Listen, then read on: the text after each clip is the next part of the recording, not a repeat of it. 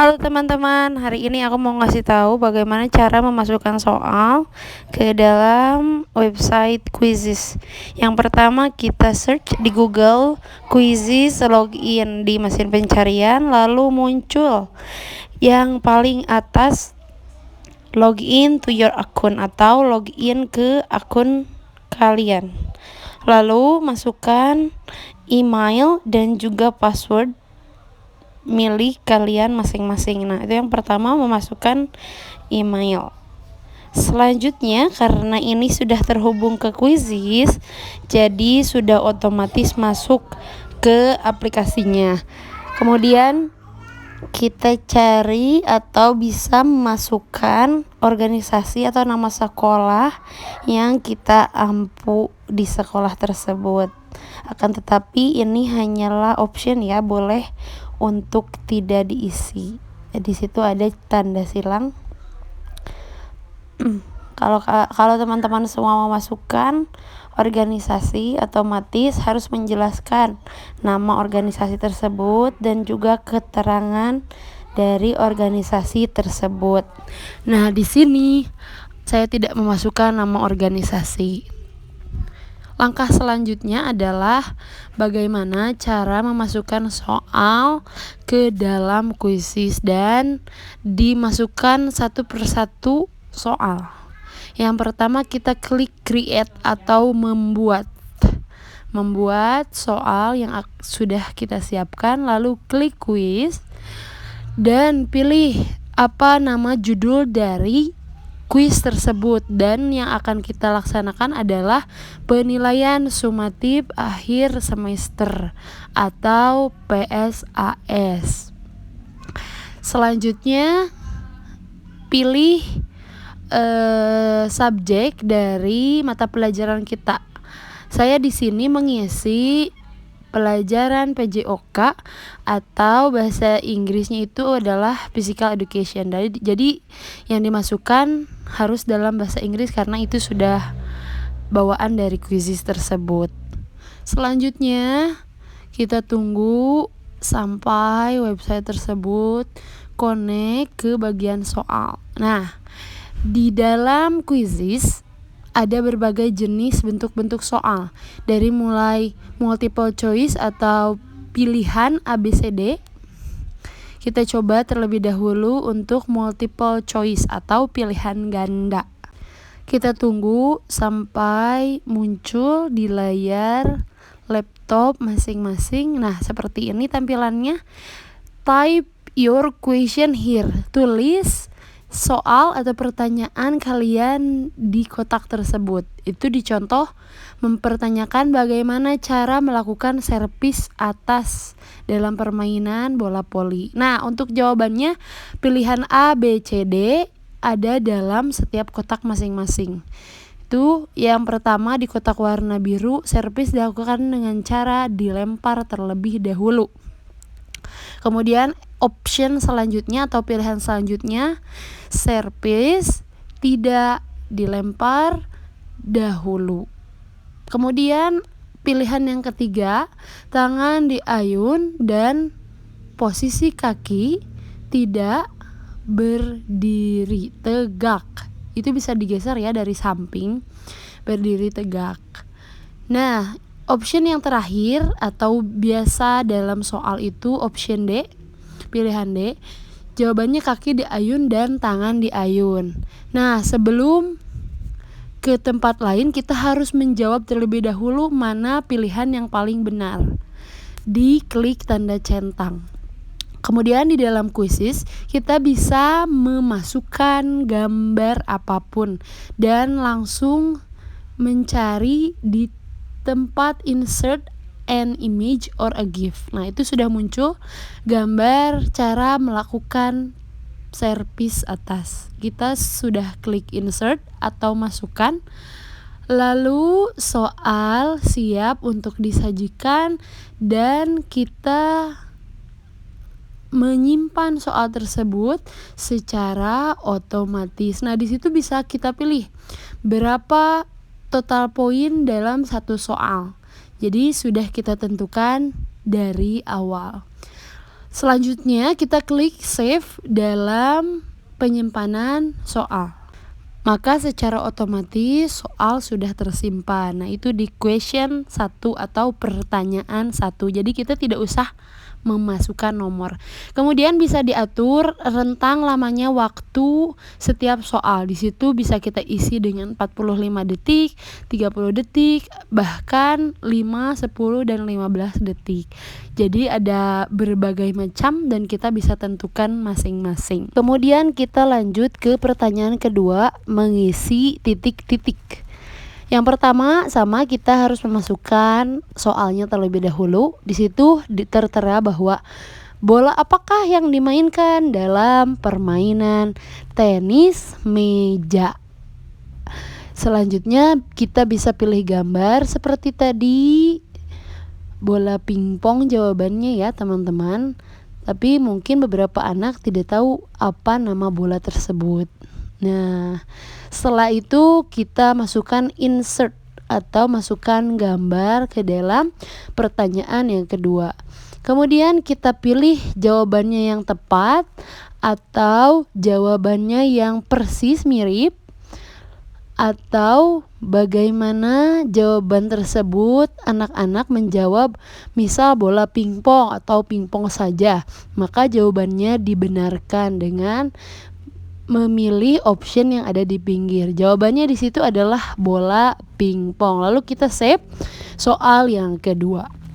Selanjutnya kita lanjut memilih poin dan juga lama waktu pengerjaan.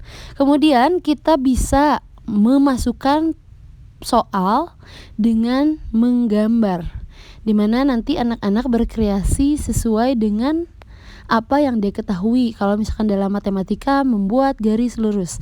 Nah, di dalam PJOK di sini saya memasukkan pertanyaan, bagaimana bentuk dari bola tenis? Itu sedang berpikir ya teman-teman. Bagaimana bentuk dari bola tenis? Nah, kita bisa langsung menggambar di situ atau memilih gambar dari Google sendiri. Cari bola tenis, oke, lanjut, lalu masukkan dengan insert. Ini hanya option ya, barangkali soal tersebut dibutuhkan jenis soalnya. Kemudian kita pilih save di sebelah kanan untuk menyimpan soal yang ketiga. Nah, bagaimana kita misal ada sedikit salah, kita bisa klik edit pertanyaan tersebut. Misal memasukkan tanda tanya lalu simpan kembali seperti semula. Oke, selanjutnya kita masuk ke pertanyaan keempat, multiple choice lagi atau pilihan ganda. Untuk pilihan ganda selanjutnya kita akan membahas masih tentang PJOK. Apa saja teknik dari permainan bola voli? Tanda tanya. Pilihan yang pertama adalah servis, kemudian pilihan yang kedua adalah dribbling, pilihan yang ketiga atau bisa kita sebut dengan C adalah shooting, dan yang terakhir kita akan jawab dengan pivot. Oke, pilih jawaban yang benar, yaitu servis, lalu kita simpan pertanyaan tersebut. Lalu kita lanjut, pilih lama waktu yang kita butuhkan. Kira-kira anak bisa melakukannya berapa lama? Itu salah satunya yang menggambar. Misal sangat sulit, maka kita pilih maksimal waktunya berapa lama. Oke teman-teman, selanjutnya kita akan masuk ke soal yang terakhir atau yang kelima. Kita masukkan pilihan ganda lagi, lalu klik pertanyaan yang sudah kita siapkan. Bagaimana di situ membahas masih tentang PJOK. Bagaimana cara melakukan dribbling dalam olahraga atau dalam permainan bola basket. Nah, nanti seperti biasa memasukkan pilihan ganda. Yang pertama dipantul-pantulkan. Yang kedua jawabannya dilempar-lemparkan. Yang ketiga jawabannya dipukul-pukul. Dan yang terakhir jawabannya digoyang-goyang. Selanjutnya kita pilih jawaban yang paling benar adalah dipantul-pantulkan lalu kita simpan soal tersebut. Kita lanjutkan kembali ketika soal sudah selesai dibuat, bagaimana cara menjadikan bahwa ini sudah selesai menjadi soal. Kita lihat terlebih dahulu dengan preview. Kita cek lagi apakah sudah betul semuanya satu persatu. Oke, kita lanjut. Itu bisa beberapa option, bagaimana cara menghapus, bagaimana cara menggambar. Selanjutnya kita cek lagi, cek ulang setiap pertanyaan lalu klik close. Selanjutnya kita akan menjadikan pertanyaan-pertanyaan ini dalam bentuk soal dengan mengklik save atau simpan di ujung kanan. Nah, itu kita klik lalu nanti muncul dalam bentuk soal. Itu bisa ditulis nama pelajaran yang kita ampu. Di sini saya memasukkan mata pelajaran olahraga atau physical education. Oke, kita lanjut dan memasukkan gambar dari icon setiap mata pelajaran. Di sini saya pakai salah satu gambar dari galeri yang ada di laptop saya untuk memudahkan terlaksananya ini menjadi soal. Nah, kemudian itu sudah muncul. Oke, itu larangan narkoba ya. Itu kita bisa tulis bahasa apa, dipilih bahasa Indonesia, lalu kita pilih kelas yang kita ampu. Misal, dari kelas 7 SMP sampai kelas 8 atau 9. Nah, itu bisa diklik. Atau itu bisa dipakai untuk kelas 7. Lalu save, simpan. Dan soal siap diberikan kepada siswa. Selanjutnya, siswa dapat mengerjakan soal dengan kita memulai kuis tersebut, start a live quiz, memulai soal-soal tersebut, kemudian kita pilih klasik, lalu kita klik selanjutnya atau continue. Kemudian nanti muncul, sebentar itu sedikit loading, muncul kode dari kuis tersebut. Nah, untuk siswa kita berikan kode tersebut agar bisa masuk ke dalam soal yang sudah kita siapkan. Nah, itu di situ kodenya 795119 atau bisa kita share dalam bentuk link ke Classroom ataupun langsung ke WhatsApp. Kemudian kita tunggu beberapa lama sampai semua siswa join ke dalam kuis tersebut. Di sini posisinya kita sedang menunggu joinnya akun dari siswa tersebut. Di sebelah kiri itu menunjukkan ada kotak tersebut menunjukkan banyaknya siswa yang sudah masuk ke dalam kuis ini yang sudah kita siapkan. Oke, di situ sudah ada satu. Nah, itu adalah satu orang yang sudah join ke kuis tersebut. Di situ juga sudah muncul nama dari peserta. Di situ adalah Siti Hanifah. Oke, sekarang kita mulai dengan start. Nah, di situ persiapan 5, 4, 3, 2 dan 1. Lalu pertanyaan segera dimulai. Di sini kita bisa melihat apakah siswa menjawab dengan benar ataupun menjawab dengan salah. Nah, itu di pertanyaan pertama, Siti Hanifah ini memasukkan jawaban yang benar sehingga di situ muncul warna hijau. Kalau misalkan pertanyaannya salah, maka yang muncul adalah warna merah. Nah, di situ siswa dikejar oleh waktu yang sudah kita tentukan. Tadi misal di dalam satu soal 30 detik, 45 detik. Nah, itu Siti Hanifah salah satu soal. Maka muncul tanda warna merah di pinggir namanya. Nah, di situ juga ada skor poin dari siswa tersebut yang mengikuti pelaksanaan ujian atau mengisi kuis tersebut. Lalu kita masih tunggu sampai siswa tersebut selesai mengisi pertanyaan-pertanyaan yang sudah kita siapkan tadi. Nah, anak-anak juga sudah diberitahu bagaimana cara mengisi soal-soal dalam kuisis.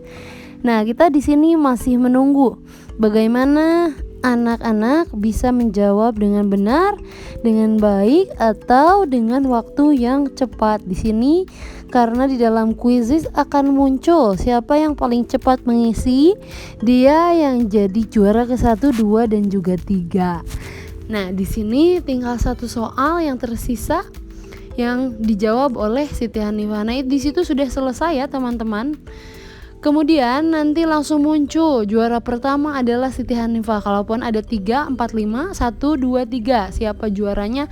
Keempat siapa? Kelima siapa? Dan seterusnya. Nah, di sini yang juara 1 Siti Hanifah.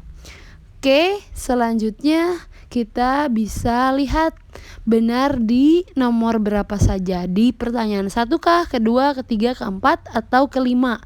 Yang salahnya ada di soal yang keberapa. Lanjut, kita juga bisa menilai bagaimana poin-poin setiap siswa. Kalaupun ada banyak, di situ muncul 1, 2, 3, dan seterusnya.